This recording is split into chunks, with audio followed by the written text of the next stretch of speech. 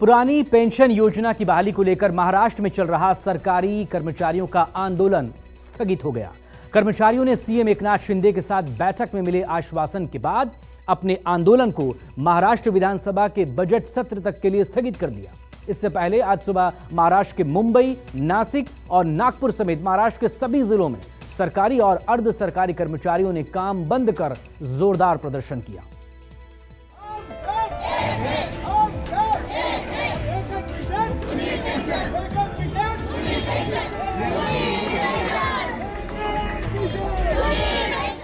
महाराष्ट्र में पुरानी पेंशन योजना की मांग को लेकर राज्य के सरकारी कर्मचारियों ने हड़ताल शुरू कर दिया है।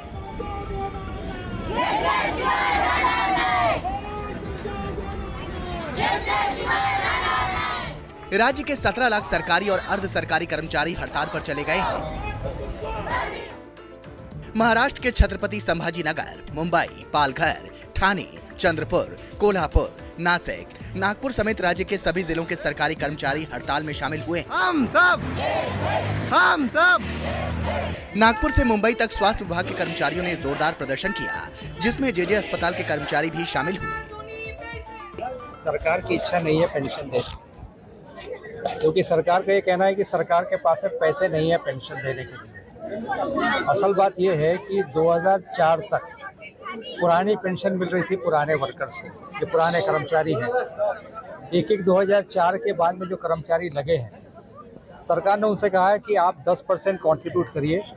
10% सरकार कंट्रीब्यूट करेगी। अभी सरकार 15% कंट्रीब्यूट कर रही है और ये सारा पैसा जो है ये स्टॉक मार्केट में लगाया जाएगा। और जिस वक्त कर्मचारी रिटायर होगा उस वक्त अगर स्टॉक मार्केट में अगर उठाव है तो उसको पेंशन मिलेगी, अगर उठाव नहीं है तो पेंशन नहीं भी मिल सकती है। परिवार को देखो ना, आज प्रेजेंट में मैं जी रहा तो मैं कमा रहा, घर वालों को दे रहा। आज मरने के बाद मेरे फैमिली को क्या मिलेगा?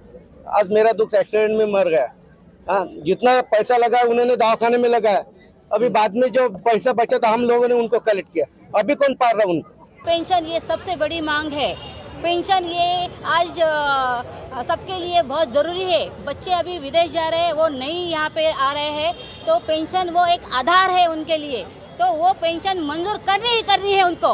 इस बार जब तक डिसीजन नहीं होगा कोई भी चुनाव के काम के लिए भी नहीं जाएगा।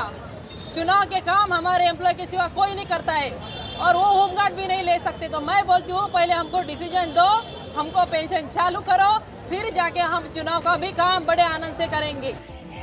महाराष्ट्र के सरकारी और अर्ध सरकारी कर्मचारी, शिक्षक और गैर शिक्षक समन्वय समिति जैसे संगठनों ने संयुक्त रूप से इस राज्यव्यापी हड़ताल का आह्वान किया है। चूंकि इसमें स्वास्थ्य विभाग से जुड़े कर्मचारी भी हिस्सा ले रहे हैं, इसलिए आशंका है कि 1-2 दिनों में राज्य में स्वास्थ्य सेवाएं चरमरा सकती हैं।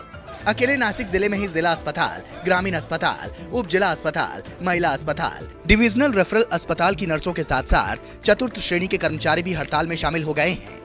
वहीं सरकार की तरफ से उप मुख्यमंत्री अजित पवार ने मोर्चा संभाल लिया है। दावा ये कि वो पुरानी पेंशन योजना की बहाली की मांग के साथ खड़े हैं। या सगळ्यांच्या बरोबर जुन्या पेन्शनच्या बद्दल मीटिंग झाली। हे सरकार आता जी 3 लोकांची कमिटी केलेली होती त्यांचा अहवाल आलेला आहे, तो अहवाल आपल्याला मिळालेला आहे। तो अहवालाच्या बद्दल finance, ACS finance, chief secretary असे 3-4 बसून कामगार लीडरांच्या बरोबर त्या ठिकाणी चर्चा करा। ह्याच्यात आम्ही तिघांनी त्यांना सांगितलं की आपल्याला कुठल्याही परिस्थितीमध्ये पेन्शन द्यायची।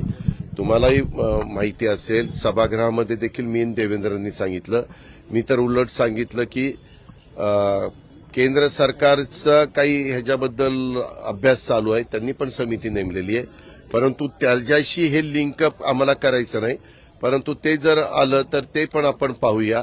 ह्यांचाही जो काही अहवाल आलेला आहे तोही त्या ठिकाणी तपासूया आणि आपल्या कर्मचाऱ्यांचा, आपल्या अधिकाऱ्यांचा पेन्शनच्या बाबतीमध्ये जो काही योग्य निर्णय असेल तो त्या ठिकाणी घेतला जाईल। त्यांनी सांगितलं की आम्हाला ते पाहिजे। मी त्यांना मागे सभागृहात सांगितलेलं होतं की विधानसभेच्या निवडणुकीच्या आधी महायुतीचं सरकार याबद्दलचा निश्चितपणे सकारात्मक निर्णय घेईल। सरकार से बातचीत के बाद भी कोई हल नहीं निकलने के बाद सभी सरकारी कर्मचारी पुरानी पेंशन स्कीम को लेकर हड़ताल पर चले गए हैं। इसलिए इसका असर सरकारी सेवाओं, विशेषकर समूचे राज्य भर में पुरानी पेंशन की मांग को लेकर तकरीबन 83 फीसदी जो है कर्मचारी, सरकारी कर्मचारी अपने दफ्तरों से बाहर है। आज उन्होंने हड़ताल पुकारी है। नागपुर में विधान भवन में जो है पूरी सरकार बैठी है राज्य की, और ये सारे कर्मचारी है जिन्होंने अपनी पुरानी पेंशन की मांग को लेकर यलगार पुकारा है।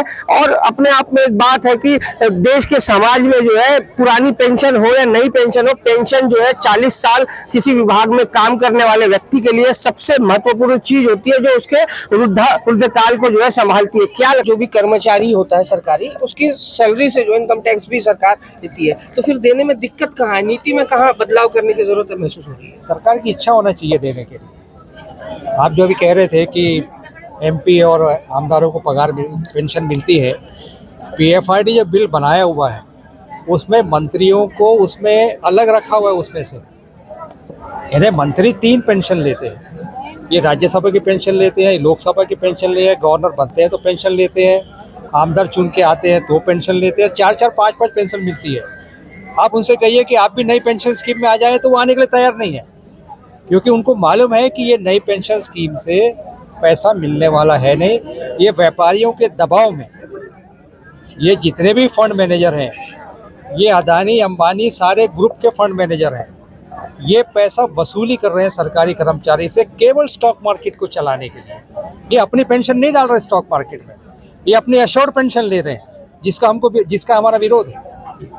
साफ तौर पर हमने देखा ये पुरानी पेंशन वर्सेस न्यू पेंशन की ये जो लड़ाई है, न सिर्फ ये लड़ाई जो कर्मचारी और सरकार के बीच में बन पर आई है, बल्कि अब ये एक सामाजिक, एक पारिवारिक और आम जनता वर्सेस नेताओं की भी लड़ाई साफ तौर पर बनती नजर आ रही है। कैमरा पर्सन पंकज के साथ नरेंद्रपुरी, न्यूज़ 24 नागपुर। नमस्कार, मैं हूं मानक गुप्ता।